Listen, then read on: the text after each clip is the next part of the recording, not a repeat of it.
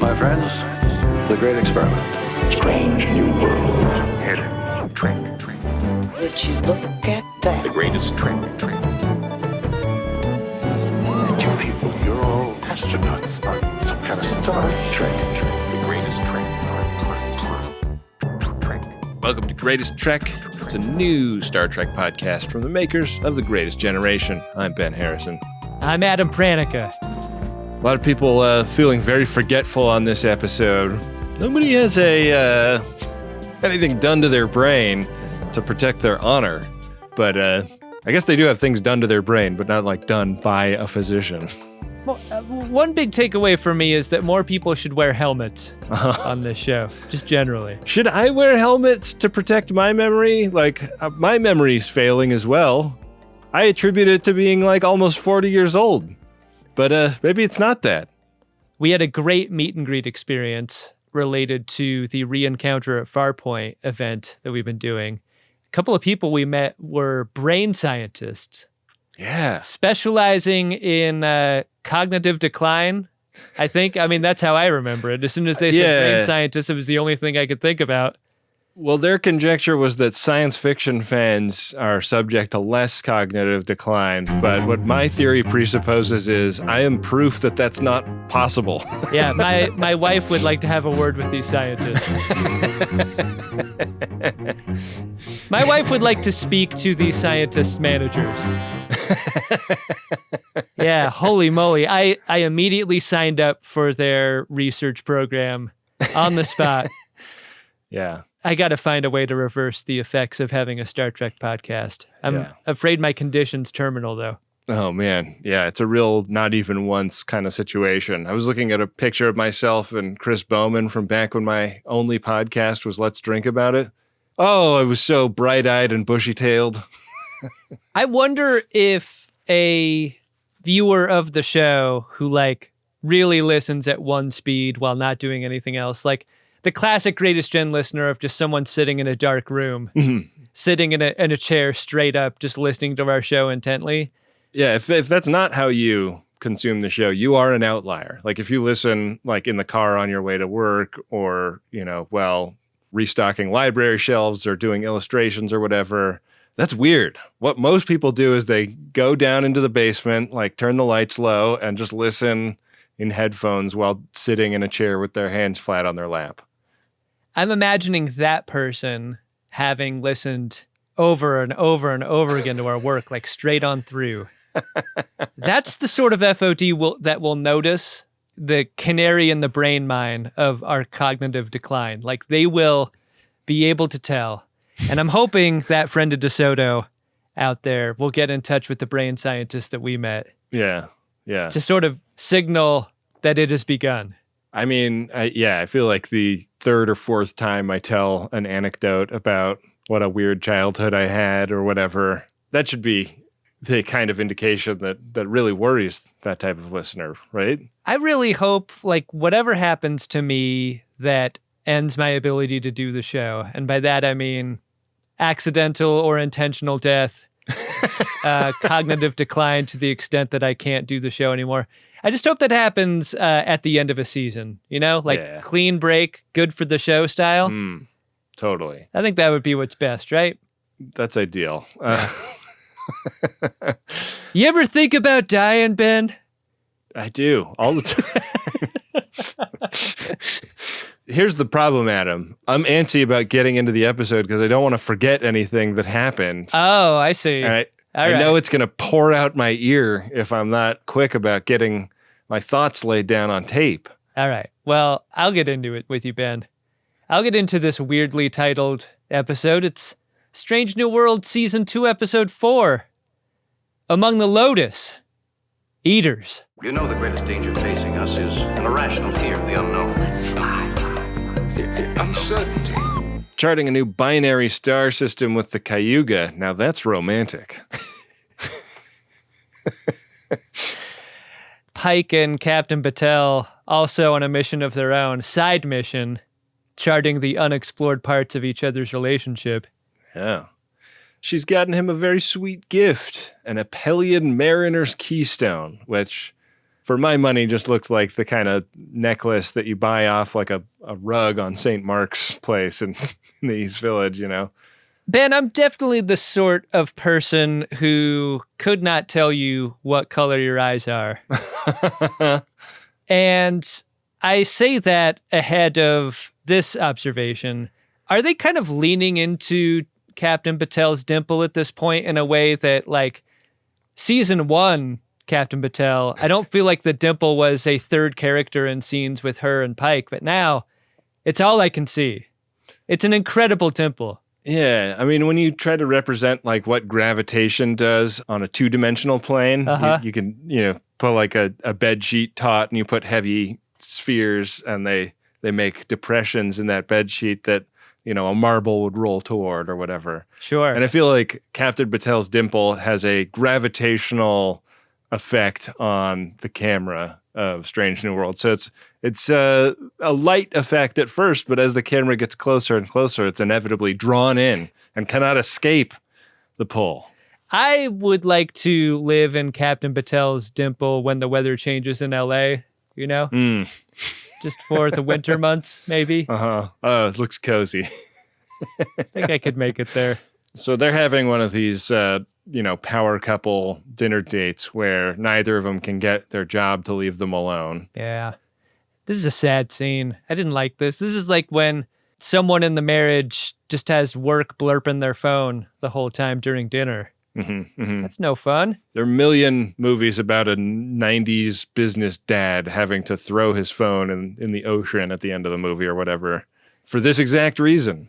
Pike has an interesting command to Una when she tries to bust in with a message that isn't like of an emergency nature. He asks for no messages for the next 30 minutes, which leads me to believe that whatever he and Captain Batel do usually takes that much time maximum.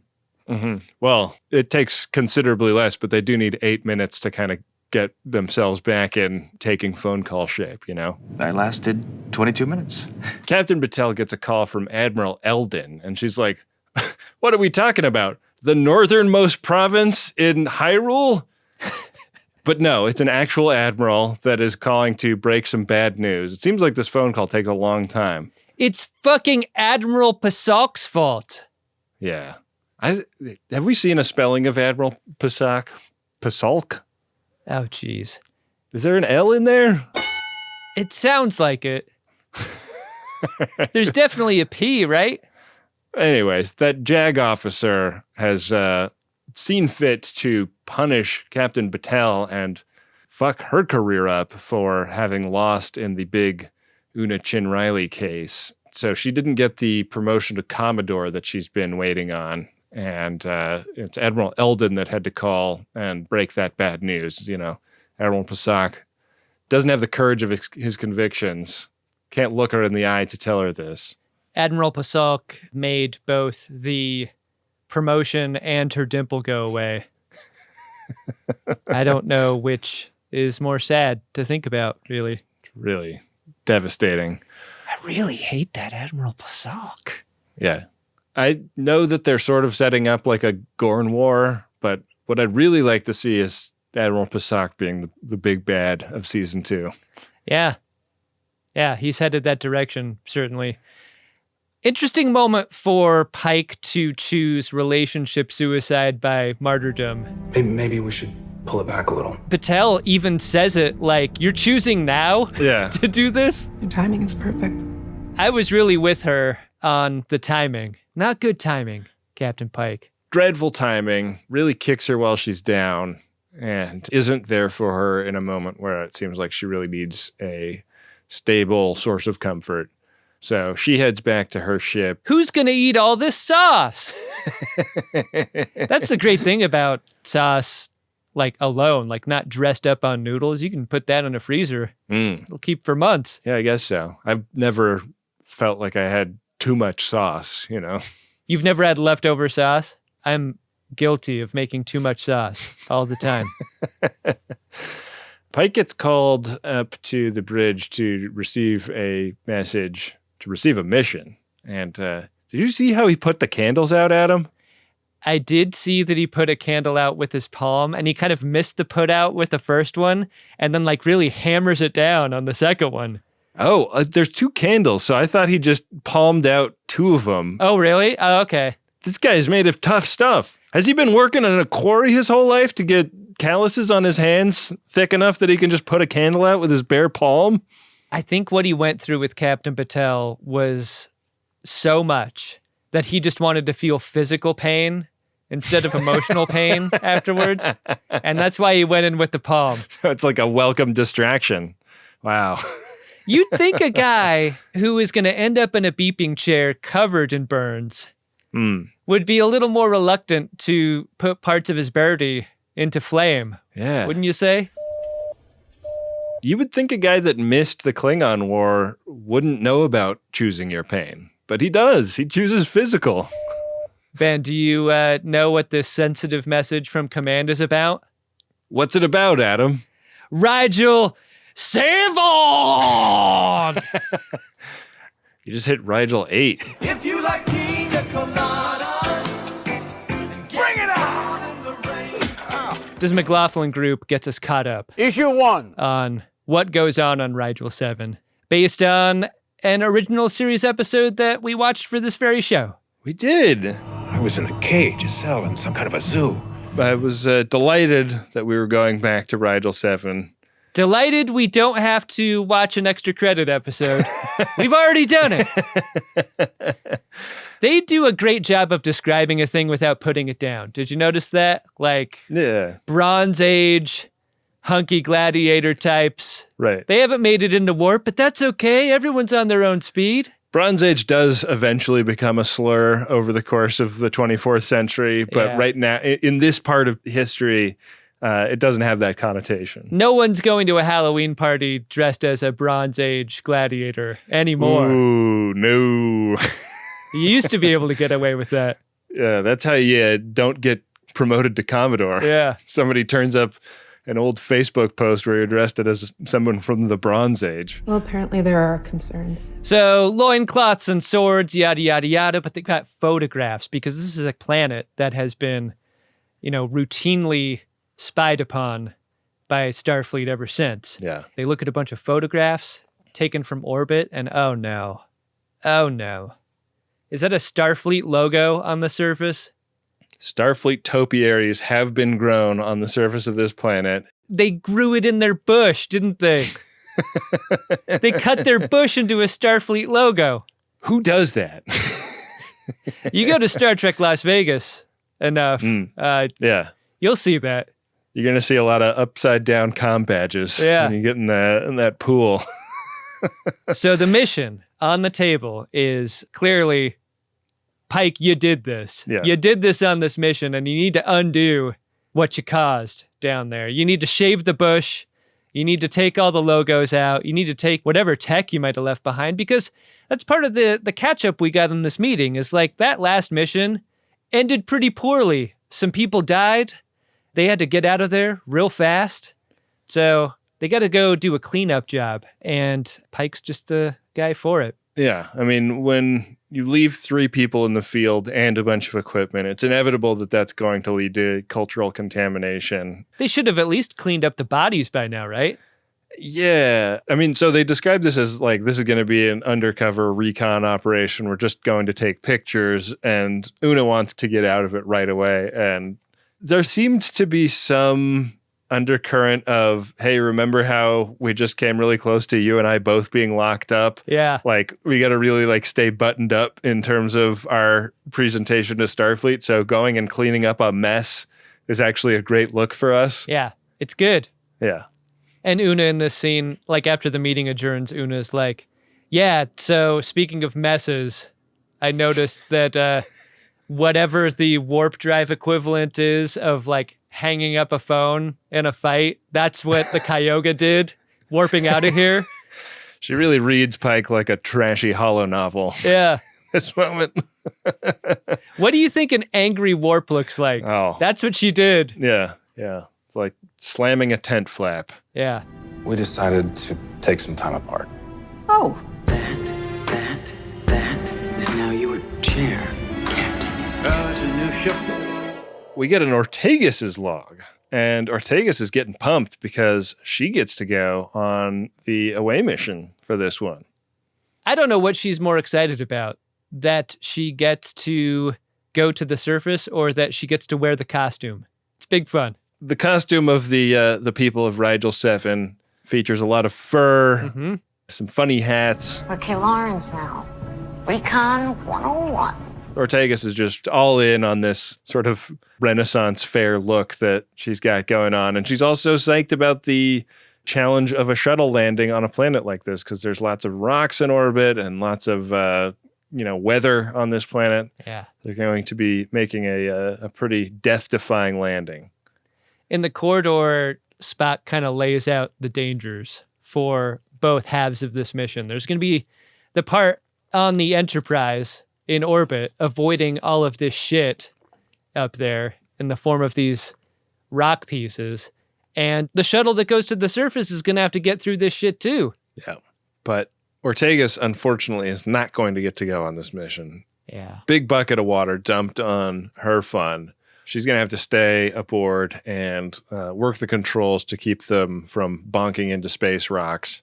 And Pike is going to fly the shuttle. Wouldn't you passive-aggressively keep the costume on to fly the mission I really, at the helm? I would. Yeah, I really thought that's what Ortegas was going to do. Especially because she blames Spock for this reassignment. Like, doing that at him, wearing the costume at him would be big fun. And then for, like, the rest of the episode, how confusing would that be if everyone's suffering from the memory loss and she's dressed so differently and she doesn't know why? So we get this fantastic landing sequence. Yeah. I just thought that the shuttle coming down through the clouds and going past this impact site was so cool. There's a huge crater on the surface with an intact space rock in it that they go right past. When they land, Pike explains that they're not going to be taking phasers or tricorders on this mission. It's him, Mbenga, and La'an, and they're going to be using like sextants and compasses and spy glasses that like the captain of a pirate ship might use as their instruments. Do you think the show made a mistake in not fully resolving Dr. Mbenga's green juice situation? Because like anytime he's involved in anything anymore, I'm looking at him seeing if he squirreled away any of the green juice. Like, is this going to be a green juice episode? If they're not taking future weapons, it kind of seems like you want the juice on you, right? Right, but isn't the way they administer the juice also kind of futuristic? It kind of seems like you could take that regular style. Oh, you could just do it like a wheatgrass shot? Like at the juicery, they've got the shot that's like so gingery. They're like, that's actually not for everyone. That's a really fucked up juice right there. We actually don't recommend that to you. Like, this is that kind of shot. You pretty much have to be as hangover as anyone has ever been for us to feel good about selling you that one. There's a reason we call it I Prefer Hangover. But I was thinking about that a lot in this episode, basically throughout. Like, is he going to accidentally tap his pockets and find it? Oh, and then what happens? Fight them! La'an and Mbenga realize that they're there because they both kick tons of ass. Yeah. And the captain has basically brought them because with the two of them specifically, he don't need no stinking phasers. It's a real moment of like SNL Schmidt's gay sketch when people look inside this box and they're like, no weapons? I love this box too. You and I are such nerds for the luggage of Star Trek. When Pike wheels this thing out, like it looks so lived in and like with that non-symmetrical, damage to it. Yeah. I love that attention to detail to this stuff. It's good stuff. Yeah. So La'an pretty quickly gets tinnitus and they're walking away from the shuttle, and I like the way this is edited because subjectively La'an is like, ow, my ears, and is like a little distracted, and they're like, hey, what's going on? And you think that they're right outside the shuttle, but they've been walking for 6 hours. That's right, Ben. That's because this is chronometric tinnitus. I love this scene for, like, so often in Star Trek or in anything. Someone is suffering from a malady and they cover it up. They're like, nope, I'm keeping this to myself. I'm strong enough to do the mission I was assigned to, or stay in the haunted house, or whatever example you want to use. Great job by La'an coming out with it. Hearing a weird thing? Feeling strange about the time? Do we want to go back at this point? Being 6 hours away from the shuttle? They decide collectively to keep moving forward. This is the tactical option that seems best given the options they've got. Hey, Mabenga, maybe like try the green juice. Maybe a super shot of ginger would help her out, right? They make their way to this building that we saw from orbit, and it's got kind of some castle energy, but it's also got some sort of like high-rise office building energy to it. It's like... It looks like parts of Chicago. I guess so, yeah. It's got the Federation logo on the door, and they're, looking at the guys guarding it, and they have guns, and they're like, oh, fuck. Yeah. How'd they get guns? That's a surprise. This is way worse than we thought it was going to be. Do you think Pike would have chosen differently back at the shuttle when it came time to bring the gear? Had he known this? Boy, that's a great question. Maybe they just stay in the shuttle and like bombard them from orbit. Bombardment. If you're La'an, you've got to have the secret squirreled away ankle holster sidearm, right? You're a badass security person. Yeah, but she's still so broken up over what happened with James Kirk that right. She's not on her A game, Yeah, I guess so. Pretty quickly, some guards find them, and these guys are wise to who they are. These guys know who and what the Federation is, and that they are Starfleet representatives. So they get hauled into the throne room, and starting to get the sense that Pike and Mbenga are experiencing some similar symptoms to La'an at this point. But they get hauled before the king. King Zach is one of the KIAs that they thought that died on the previous mission to Rigel VII. Shocking development. Yeah. When this guy reveals himself. Now he's High Lord Zacharias, and he's fucking pissed. That's quite a promotion from yeoman to High Lord. Yeah, how many pips at once does that include? Oh, man, what a moment. What a moment for Pike. Because you see it and you hear it. It's like that combination of being relieved and happy that someone's alive, but also the recognition that you fucked up. Yeah. Because Pike would have gone back for him had he known he had survived the attack. He was sure he was dead. He was positive. But this doesn't do it for High Lord Zach in this scene. No. Feels right to watch you suffer like I did. Zach has ascended the ranks to High Lord, but he still doesn't have the stomach for torture, so he's going to let the planet do that. As he describes it, there's a radiation here that affects your brain. And he says, some of the things you may have already begun to experience so far, the ringing, the time jumps, the concentration, the fear. Yeah. Maybe you've gotten to fear already. Fear is the mind killer. You're clearly not full Kalar yet, but you'll get there. It's clear that even though he's really ascended in this society, High Lord Zach is a pretty damaged individual. And Pike, as they're getting dragged out, calls out to him. He says, "Yo, man." And he says, "I said stop calling me that. I'm High Lord now." Awesome. King Zach is pretty smart, isn't he?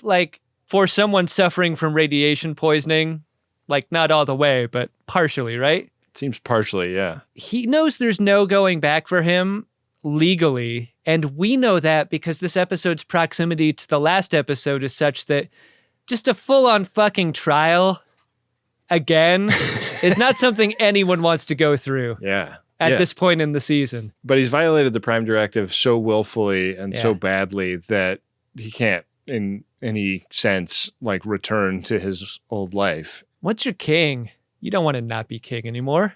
No. Fuck that. It's way too good. I mean, heavy lies the crown, but also, better to have a crown than not. Yeah. Hey, where are the Kalar ladies? Is a thought I had in this scene. Yeah. They don't show that room. No. I guess not. By bringing that up, I mean, no one mentions La'an as a unique aspect to someone they're taking hostage. Yeah. I thought that was interesting. I mean, but they do seem to be like, they've put her in the same prison cell as Mbenga and Pike, so it's not like they're super gender segregated as a society. Maybe they don't even know. Yeah, maybe they don't. King Zach is not going back. King Zach is staying in the castle eating giant turkey legs for the rest of his life if it's up to him. Yeah. All three of them lose time in this cage outside. There's a way out of any cage, and I'll find it. Lon wakes up and like doesn't even recognize them, and they don't remember who they are, why they're locked up, who locked them up. Like everything about their identities is kind of gone. Space madness. Every pet owner knows that you don't wake a sleeping security officer. And this is why. She lashes out and she hits Pike. And it's not her fault. No. It was an accident. It's instinct. It's going around, too. It's starting to happen to Uhura up on the ship. Yeah. Yeah, I didn't like knowing that. Yeah. This Rigel VII madness is spreading. And Uhura also does the right thing. W/R/T, a surprise symptom. She gets help, right? She lets everyone know and agrees that it's a good idea to head to Six Bay. Ortegas volunteers to take her down there. When we get to Six Bay, Nurse Chapel is like taking a look at the situation. We realize that this is not isolated to the comm station. Multiple people on the ship are getting hit by these symptoms. We've got a medical emergency on board. You got to take this conversation further away from the bio bed, don't you? If you're Nurse Chapel, because she looks at the brain scan of Uhura after telling Uhura pretty directly everything's going to be fine. She looks at this thing and she's like, That doesn't sound good. There is no way she's going to be able to fix all these lobes. Basically, every lobe is bad. All these lobes are super fucked up. Yeah. I mean, her lobes look like some kind of Jenga set that Jim Shimoda might put together. Incredible. It's bad. Oh, yeah. It's not looking good. Right before Spock's radio call to her, there was a really interesting sequence of edits here I wanted to talk about with you. There's your pretty standard like shot, reverse shot between Ortegas and Chapel having this conversation, and that's pretty standard, like dirty single over the shoulder, shot, reverse shot. But then there's a shot that breaks the line and then moves to the other side of that line again. Whoa. Before Spock radios in. And it felt like 2 extra cuts in there that you wouldn't ordinarily get in a sequence like this. And I was thinking about it and I was watching it and I rewound it like 10 times. It moves Uhura from the background to the foreground. Interesting. In the scene visually in a way I thought was really cool and really unusual. That is really cool. Did you notice this? I didn't. I was probably writing notes down when that happened, but I love when they do stuff like that. Because I feel like 9 people out of 10 aren't going to notice the like filmmaking technique at play, but... Well, it was the line break that got my attention. I was like, oh, that's weird. And then when they cut back across it again, that was just really interesting technique. Yeah, but it's like, that's like great directing the camera because without saying it explicitly, it puts a character's ailment at the center of your thought process, you know? Right. Really interesting work there, I thought. Down on the surface, we learn a term for what's happened to the OA team. They had a bad forgetting, and this local dude is going to help them recenter themselves, he calls it. This is like a culture that has a whole bunch of adaptations surrounding helping them remember what the fuck is going on, because everybody goes through this on this planet. They lose time, they forget who they are, they have to like get up every morning and deal with the fact that their memory is basically not something that they can rely on. Right now, just be in this moment. Ladies and gentlemen, Reed Birney.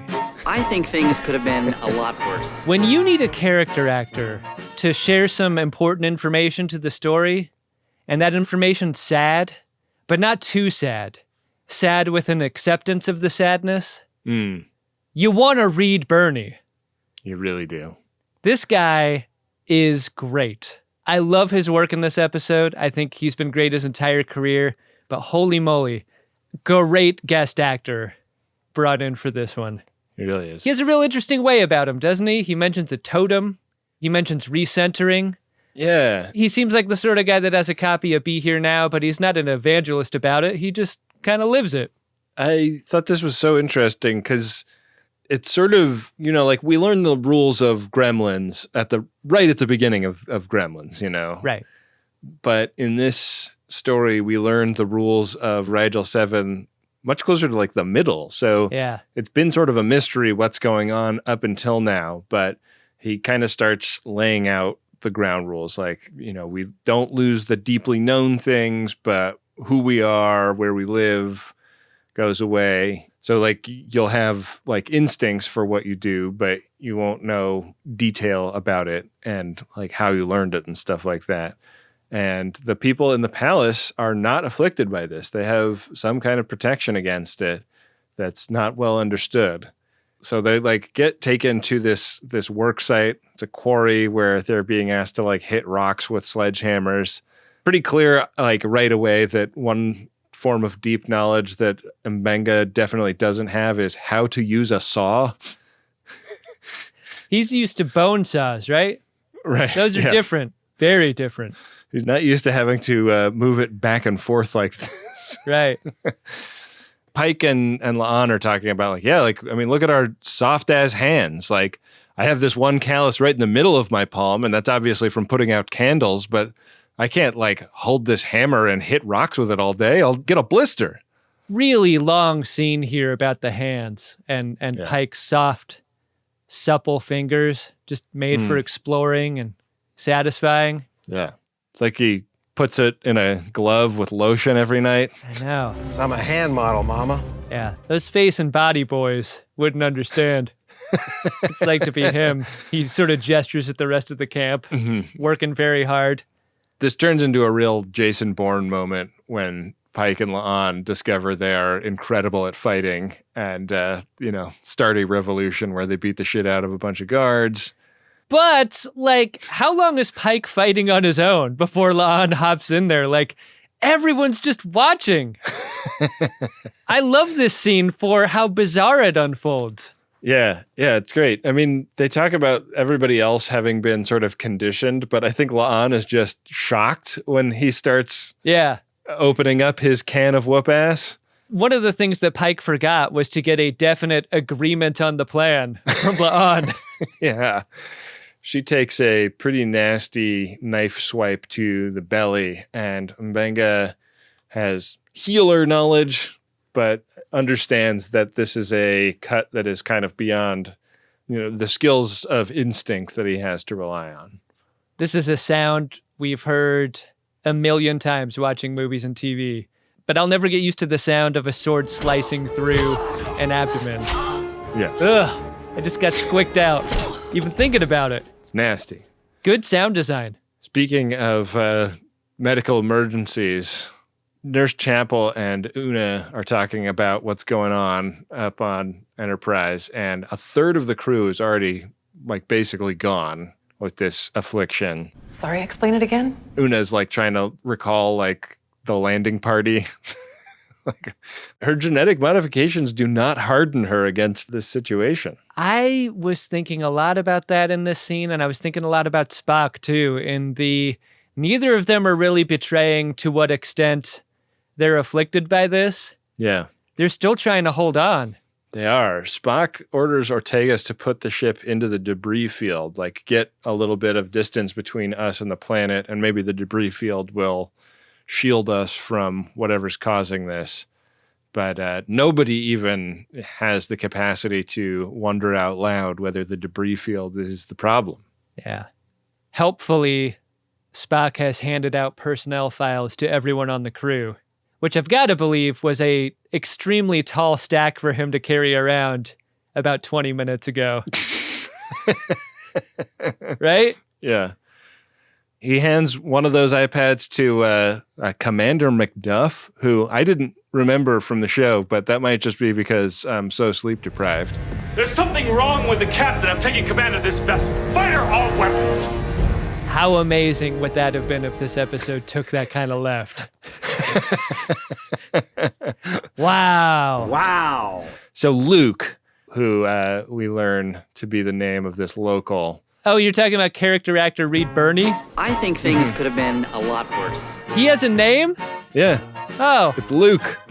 And he takes everybody to his yurt, which he's decorated in this real like boho chic vibe. A little bit problematic with the like, you know, culturally appropriated religious imagery. But this totem has been passed down in his family. So it's like, it's fine. You get the sense that they don't move camp a lot given the size of the totem, right? Yeah. that thing like is there to stay. Real pain in the ass to schlep around. Is that the real reason that character actor Reed Birney hasn't picked up and moved camp? He just doesn't have the heart to leave the totem behind? It seems so important. I'd have a real problem with that. Yeah. He is advocating for the let La'an die worldview. The rest of them are like, we're not sure that she's actually important to us, but like, that seems really fucking cold-blooded, man. I'm not ready to have my last moments yet, thank you. He's really like trying to teach them the ways of living without a memory. Like, hey, like, it's fine. Like, you're not even gonna remember her tomorrow, you know? Hey! Cheaters don't deserve Nausicaa in Latinum!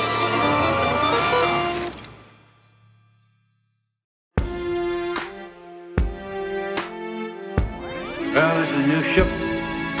She's got the right name. She's got the right name. Now, you remember that, you hear?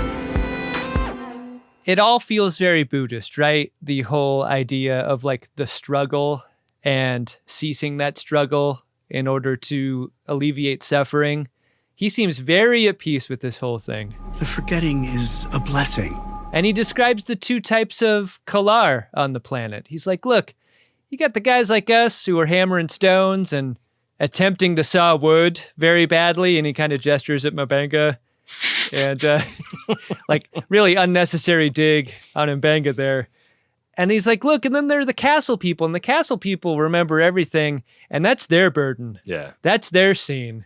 And that sounds awful. We're free. We forget all of the sad things that happened to us, and we just get to dig on this cool totem and live our lives. Salt of the earth, that's us. Pike's not ready to just lose his memories. No, doesn't like it. There's enough conflict within him, memory-wise, where he's like, I can't sit here and do nothing. We got to save La'an, a person I clearly care a lot about. Yeah. And we need to get our memories back in order to remember how to heal her, is the order of operations. And character actor Reed Birney is like, all right, I'm so in the moment. This moment, I'm going to help. You are guided by your emotions. They are your truth. I find them convincing. He's like, emotionally, I'm vibing with you. So let me tell you, like, there's a rumor that in the castle, there's like a casket that they keep their memories in, and that's what protects them. They're gonna go to the castle and they're gonna get memories. Yup. Like that song. Yeah, it's just like that song. You know, he's like a little bit nervous about actually like raiding that place, but Pike is like, listen, man, look at these hands. It's either callus or palace. You can't have both. Yeah. I clearly grew up there, so we got to go there. Callus, palace, or ass. Nobody goes to the castle for free. That's a bumper sticker, right? Yeah, we got some bumper stickers showing up in the store. Hotshop.biz. That's the stupidest bumper sticker ever. Totally impenetrable. But if you're a Greatest Trek fan and a fan of Strange New Worlds, that's exactly the bumper sticker for you. Yeah. Everybody has decided that this is Pike's moment. They're going to go raid the palace for those memories, and character actor, what's his face? Reed Birney. I think things could have been a lot worse. Admits that he is sad. He doesn't know why he is sad. He thinks he may have had a family. He doesn't want those memories. Those memories probably force him to confront whatever's making him so damn sad. If you're character actor Reed Birney, this scene is why you take this role. I am past the need to remember. His character doesn't want his memories back. He feels the weight of them without the specificity of them in a way that feels like totally lived in and self-actualized. Like, he says these things, and ordinarily I feel like with a character less well-written or an actor just unable to portray this sense, you'd be like, bullshit. Like, you're either lying or you have not come to grips with your feelings. Yeah. But this combination of actor and writer of dialogue and music made me feel like the death of Hemmer. I thought this was one of the best scenes in Strange New Worlds I'd ever seen. I fucking love this moment.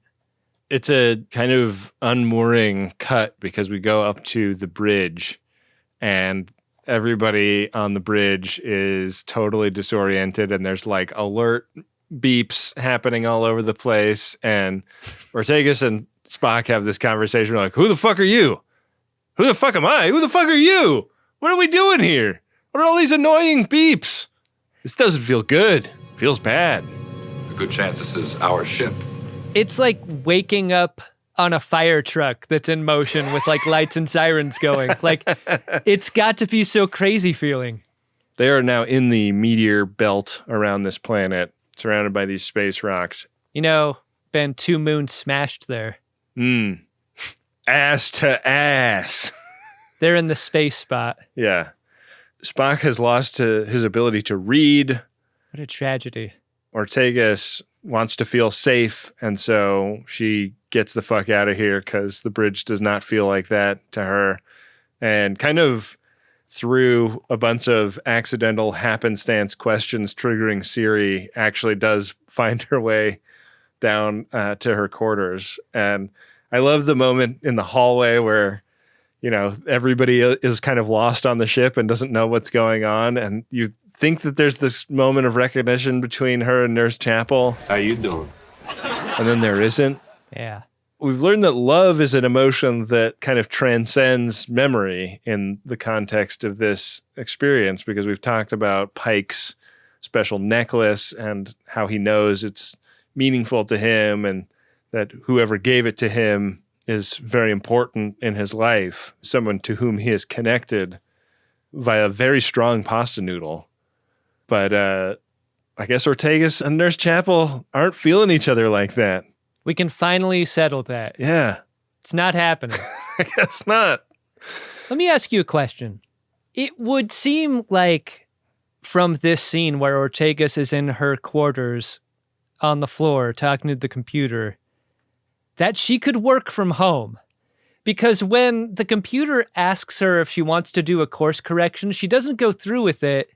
But could she have gone through with it? Could she pilot the ship from bed? I think she could, but all these middle management types like Una Chin Riley are like so into being in a place where they are in charge of people that they're like forcing everybody to actually come into the office, even though a lot of living proof exists now that it's not really necessary to get the work done. So if you could be here around 9, that would be great.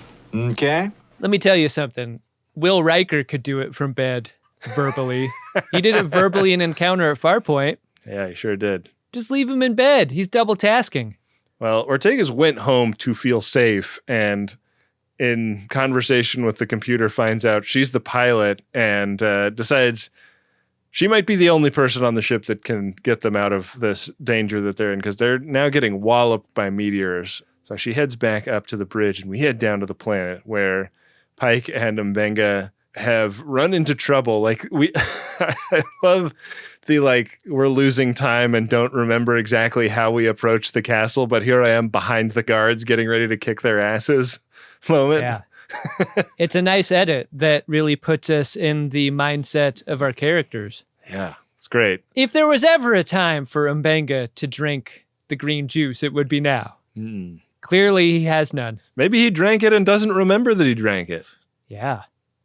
That's a great call. Because he starts kicking this guy's ass. Like, he gets winged with a phaser shot later, but like... He takes this guy fucking apart. Yeah. I love this moment. It's really cool. Their break into the castle is going awesome.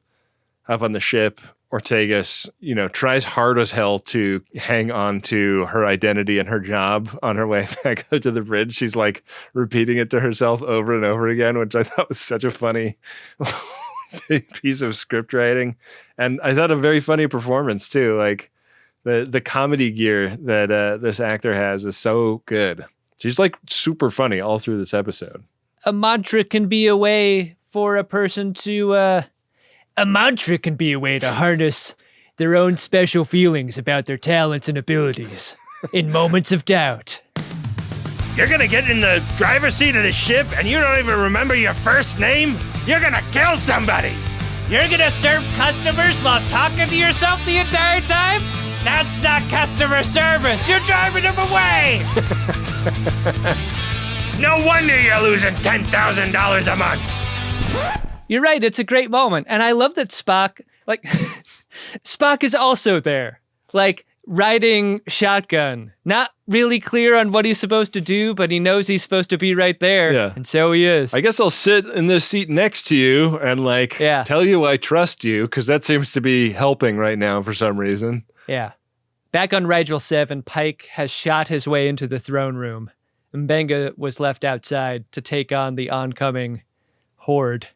And there, Pike is confronted with King Zach, and they both trade a bunch of fire in this really cool set. Yeah. This location was amazing, and I love the height of it specifically. It looks awesome on camera, and they're not delicate with it, Yeah. Sometimes when you shoot in an actual fancy house, you can't mess it up that much. So, you can't do a compound fight scene that has, practical explosives in it and stuff the way they do here. They did a good job making this fight about them.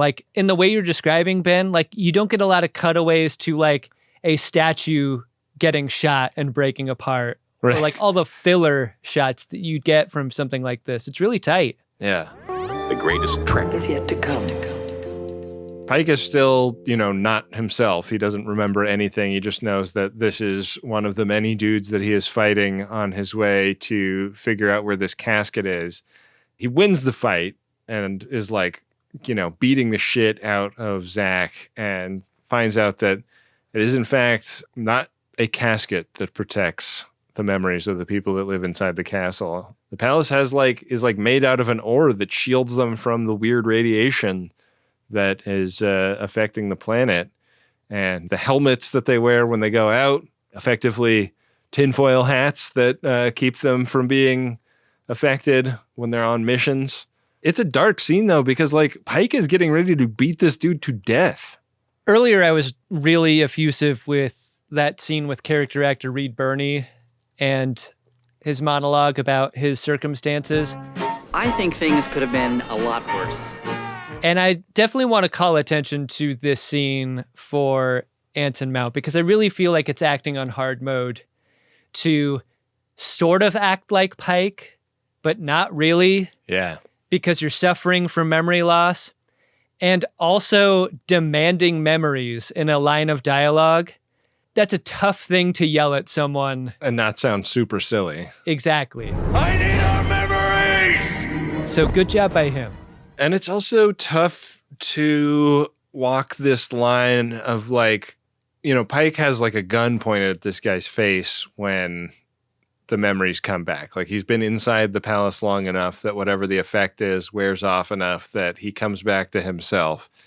And you kind of get the sense that Zach was saved by the bell. What are you gonna do with me? But you also don't walk away from the scene going Pike has real darkness and vengeance inside of him. Do you think this was his Data from the Most Toys moment? A little bit, yeah. Yeah, thought the same thing. Murder me. That's all you have to do. Go ahead. Fire. But that wouldn't have been his fault if he'd killed him, the way it would have been if Data had. But wouldn't it? Because it's still the same organism, right? Just because he doesn't have his memories doesn't make him not the being that did the thing. One of my favorite parts of being lobotomized is that I have full criminal immunity from any crimes because I do not remember them. Ask me where I was on January 6th. First of all, I do not remember. And second of all, it doesn't matter. I don't know, man. I would kind of give Pike the pass.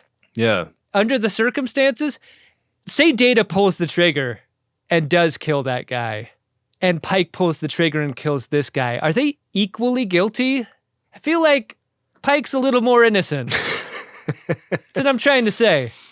It's a scene that's made more interesting when Pike says, like, the memory loss reveals who you really are. Mm-hmm. In this way that sort of pushes him towards, an admission that he does have some culpability for what he was about to do, but also, elucidates this idea that Zach did, like, totally the wrong things with a very bad situation, and Pike did, like, substantially fewer wrong things with that bad situation. And, like, the second he remembers, he's like, Zach, I was, like, totally broken up when I thought you had died on the surface. Like, you're, like, butthurt that I never came back for you. I was too busy, like, feeling terrible that we'd lost you. Pike is so great in this moment because he's like, look, I'm sorry for the earlier stuff. All the stuff after I left, that's on you, bud. Yeah, none of that shit's my fault. That's you. Yeah. That is some real strategic apologizing right there. I loved it. Poor Zach. We never see him again. I so wanted there to be a denouement where, like, we see him getting put in cuffs or whatever. Oh, yeah. And, like, made to report to his Starfleet trial. I wish we got one more scene. Twist, Adam. He's in that prisoner transport at the beginning of Star Trek Discovery. Oh, shit. Oh, wait. That doesn't work in the timeline. Fuck. No, I love that idea. No one pays attention to timelines anymore. No, who needs them? Yeah. He goes back through Carl's hole into that prisoner transport from the beginning of Discovery. So Pike secured the castle, and La'an and M'Benga are brought in there because M'Benga can remember how to administer medical care after a short while. But he looks over at King Zach and he's like, whoa, what the fuck happened to him? He's like, he was beaten to within an inch of his life. You've just found him this way, Pike? Yeah, and Pike's like, yeah, man, weird, huh? He was like that when I walked in. So La'an's gonna live, and that's good. Because there was an old toolbox near the throne full of the old Starfleet stuff in it. Yeah. From when Zach was Yeoman Zach and not King Zach. Character actor Reed Birney comes in, despite his misgivings about coming into the palace. He comes in and reconnects with his memories of his family. Thank you for giving them all back to me. I thought that this was a scene that was going to be about him having accidentally caught on fire because they frame him up with a brazier burning in the background, and it really looks like his head has flames coming out of it. Yeah. A couple of these shots. You maybe want to reframe this after seeing what it looks like. He, like a certain captain later on, likes his pain. He needs his pain. That's the realization he's come to. He harnesses it. Yeah. Keeps him on the edge where he's got to be. Back on the Enterprise, we get a bookend Ortega's log to tell us all about how the asteroid field was the problem the whole time. And that idea Spock had about hiding in it was bad and wrong. Spock fucked up, but he made amends by retuning the shields to protect them. Yeah. And in the mission's final act, they use dueling shuttles to bring that bad asteroid up off of the surface of the planet, and then they wing it back into the debris field. Yeah. That seems pretty dangerous. It really got my attention because I was watching this asteroid disappear into the field, and I'm like, waiting for the big boom to happen. It's going to hit something. Did they just wing it all the way through? That thing's dangerous. I also thought for sure when it was behind the Enterprise that they would just destroy it. Yeah. With phasers or photons. But would it actually vaporize? Like, would it change the state of the matter? Yeah. Yeah, you don't know. Yeah.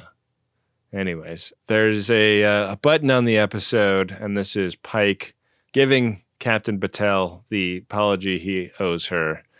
I thought this was a great scene. It really felt like it's Pike talking his way back into someone's good graces in a way that is classically Pike, but also it doesn't make it seem like he's like tricking Batel into loving him again.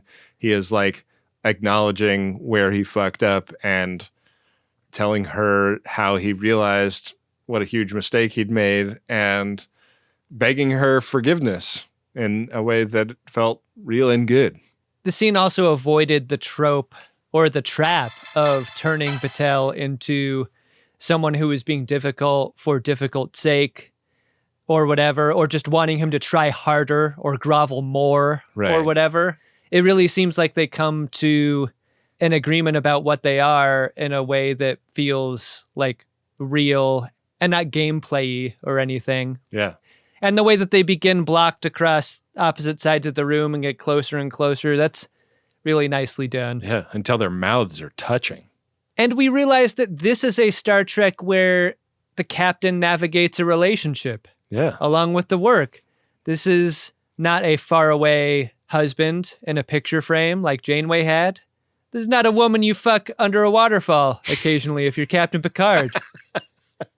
You know? Nor is it a book, space pirate type guy. And an occasional love interest to Michael Burnham. Right. You've gotten a number of examples of like really difficult relationship situations, and that's putting it generously. This seems like something that could be a thing that works. Yeah. These seem like two moons that could collide in a good way. Yeah, making sexy debris.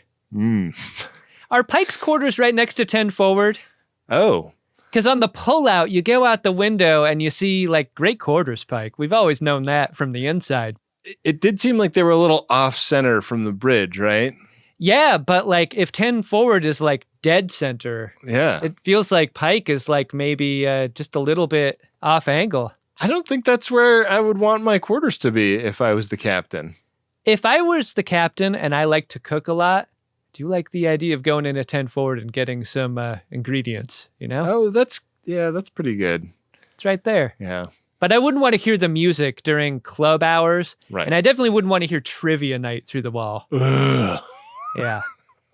Do not want that. But did you like this episode, Ben? She'll always bring it home. Oh boy, I really liked this episode. I thought it was a great adventure. I thought the planet looked really cool and was a very interesting environment. Like, it's so fun to see them bring a modern budget and sensibility to the cardboard sets of a place that TOS visited. Yeah. And really plus it up and make it look great. And, you know, I thought the performances were all really good. And I thought it was like a pretty unique Star Trek dilemma that they had to solve. And I liked the way they solved it. And I think it, you know, does a nice job of both being a pretty self-contained episode, but also giving us some interesting character developments for Pike, who I was really glad to see at the center of an episode finally. Yeah, me too. He really goes through some trauma here. A lot of things in this episode. I agree with you on the reskin of Rigel VII and how difficult a decision it's got to be to create stories on this show and be attracted to the idea of returns to familiar places, but also the pitfalls in going back there. Because sometimes you just run into that problem where it's Klingons in season 1 of Discovery, where it's like so distractingly different that you're just in your own head about why things look the way they do instead of thinking about the story. These were distinct Rigel VII people. They just got an update. They look like that's where they belonged. So I liked how they handled that. I liked how they handled the location. Yeah. This is a terrifying episode if you have someone in your life with any sort of mental decline, though. Like, this is heavy stuff all the way through, I thought. Yeah. And, you know, as challenging as the subject matter is like that, it was, I thought, a heavy lift in terms of performance and dialogue. Like, Anson Mount and character actor Reed Birney really go toe-to-toe on this one. And I thought they both did so great in just making you feel for their circumstances. I would say the only thing that I wish was different was like, I just want a little more King Zach here. His circumstances were so interesting to me. And the tension between him and Pike, so acute. Like, I love the climactic fight with them, and I love the question about whether or not Pike would kill him. But like, I really do want that after the fight moment with King Zach, where like, did he ever really come to terms with this? Did he ever really forgive Pike? Could he ever really forgive him? Like, is there a future for him after being taken back up to the ship and put into custody? What does justice look like for a King Zach? I really don't know. King Zach is another really interesting performance that I feel like we didn't talk about enough in this episode. Like, I think that he doesn't get a ton of scenes, but the actor that played King Zach really gave a lot of really strong pathos to that role. And yeah, I would be curious to see a follow-up story about King Zach. Can that character be rehabilitated? Like, what do they feel once they are off-world and back in the future and reconnecting with their memories and stuff? If he's rehabilitated, I bet you he can't stop talking about it to everyone around him. Yeah, I'm cleaning up the guts in engineering right now, but there was a time where I was king. Like a real end of Army of Darkness kind of monologue here. But in my own way, I am king. Hail to King Zach, baby. Edward, do you want to see if there's anything in our priority one inbox? Oh, yeah. The kings of messages are the priority ones. Priority 1 message from Starfleet coming in on secured channel. The first P1 we have here is from Michael, and it's to us, and it goes like this. Sending some scarves to celebrate getting current on Greatest Trek just in time for Picard Season 3. Shout out to Mallory and Cat the Cat for getting me hooked on this stupid podcast that's entertained me on drives between Texas and Missouri. Thanks, Adam and Ben, for nearly causing laughter-induced car accidents at 75 miles per hour. Keep it up. Oh boy. Who knows what our body count is, Ben? I don't like contemplating that. What a way to go. Ugh. I want to go out like that. Going out laughing. So embarrassing. I mean, going out laughing would be nice. Going out laughing to this. Yeah. Yee. Yeah, that'd be pretty rough. The medical examiner like changes the station to NPR or something. Oh yeah. That's a solid move. Yeah, listen, man, I don't want a P1 to ever be the third verse of Stan, where we're like realizing the person we're talking about already bought it. Yeah. No way. I want our show to be more equivalent to like just a Dido song. That'd be nice. Momentarily enjoyable. Really pleasant to listen to. You don't hate it when it comes on when you're like shopping at a sort of upscale store, you know? And you're like, you're really playing Eminem? Oh no, it's just Dido. Nice. Ben, our second priority one message is from Sam. It's to you and me. The message goes like this. Dear Ben and Adam, I've missed your various tour stops in my hometown of Chicago over the years. So I flew to Manhattan to catch the Re-Encounter at Farpoint show in person. Wow. I had to leave right after the show to fly home, so I didn't get to say hi. So sending this P1 greeting instead. Mazel. Chicago FODs hope to meet you someday. Best, Sam. Wow. That's awesome. I hope Sam wasn't mad at us for then releasing it as a stream on the internet later. They're not mad at us. Yeah. FODs like us. I guess so. Sam's not mad. That always shocks me, but I think you're right about that. What Sam really missed was that great party at Hinterlands. That was a great party. Hey, Sam, we're going to be back in Chicago this year. You know it. Reviewing Star Trek V. Please come up and say hi to us after the show. Absolutely. Yeah. All right. Well, if you'd like to get yourself a Priority One message, whether you're trying to line it up with the beginning of Picard Season 3 or after the Re-Encounter at Farpoint, head to MaximumFun.org/Jumbotron and get one today. Hey, Ben? What's that, Adam? Did you discover yourself an Edward Larkin? I did. I'm going to give it to character actor Reed Birney. Yeah. for looking like his head was on fire in that one scene. It was one of those things where it was like one shot where a little lick of flame went up past his head, and I was like, oh no, he's on fire. And then my mind went like, what would motivate him being on fire suddenly? Like, why would, like, that nothing has happened in the story that would lead me to believe that they would turn this character toward being on fire. And then the camera cuts back and then cuts back to him, and he looks even more on fire in the next shot. Just imagine like the director checking this out on the monitor and going, all right, let's reposition a little bit. And then checking the monitor again, and it's even more on fire. Yeah, they're like, Reed Birney, you're on fire today. I thought I recognized this actor. I saw him off Broadway in like 2004 in a play. I'm sure you did. This guy works. Yeah. Play called Bug, which I really liked. He's awesome, and he's doing a ton of stuff. He was in The Menu last year, Adam. I love The Menu.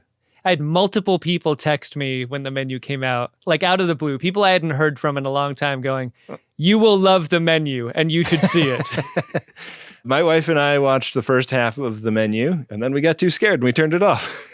Oh, no. You only saw the first half? Yeah, we saw the first half. Oh, you got to watch the second half. I don't know. Oh, it is so hard to stop a movie. I'm really impressed by that. Jeez. Yeah, we could just tell.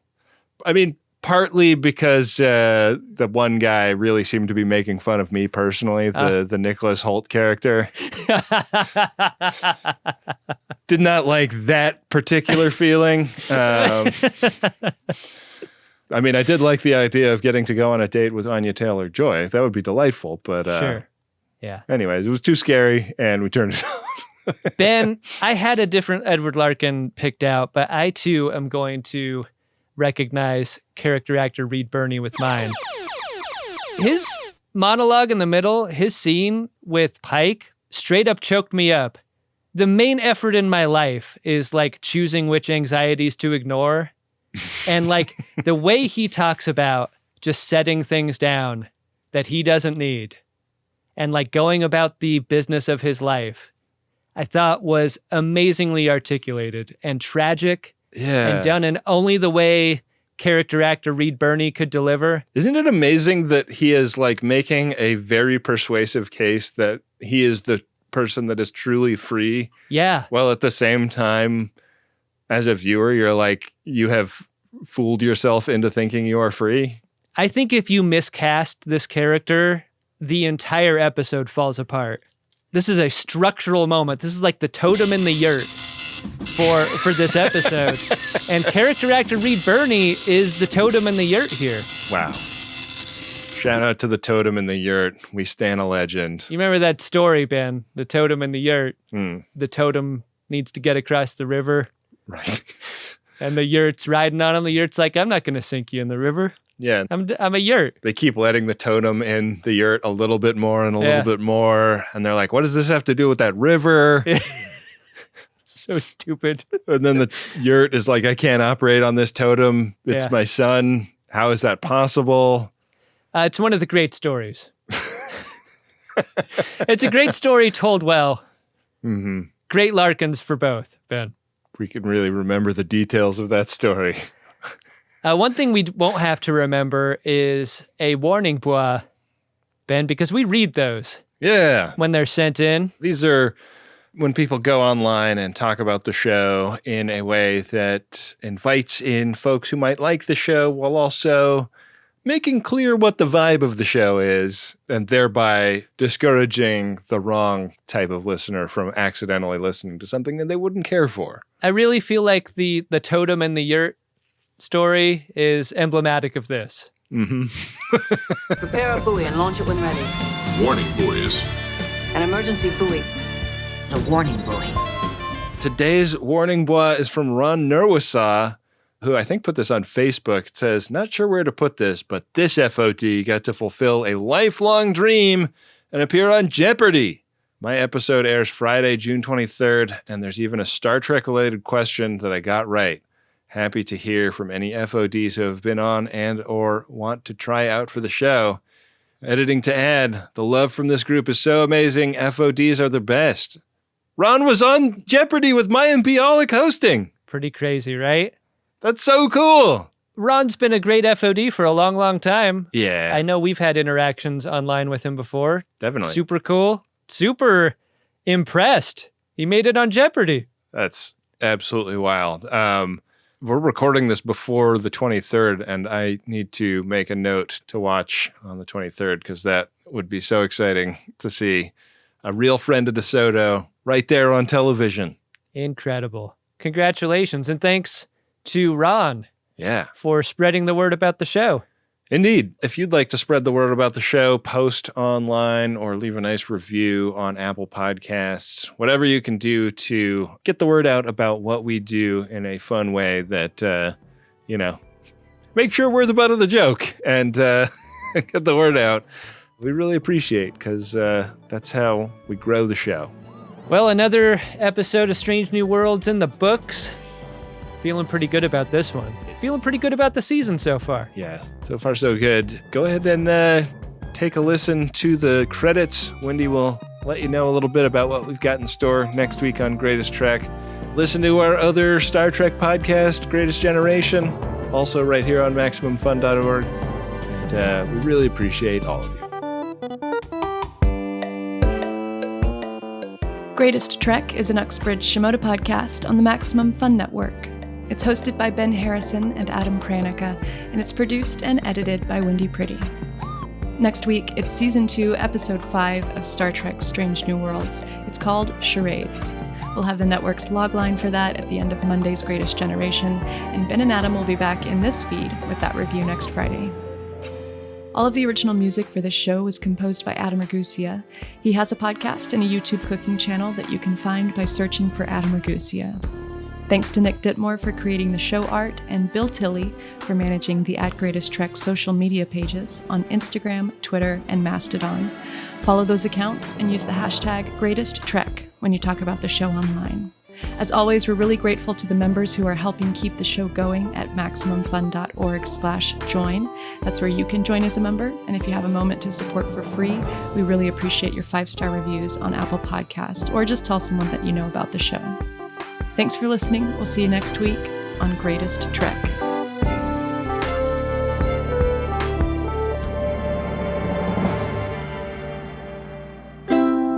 MaximumFun.org.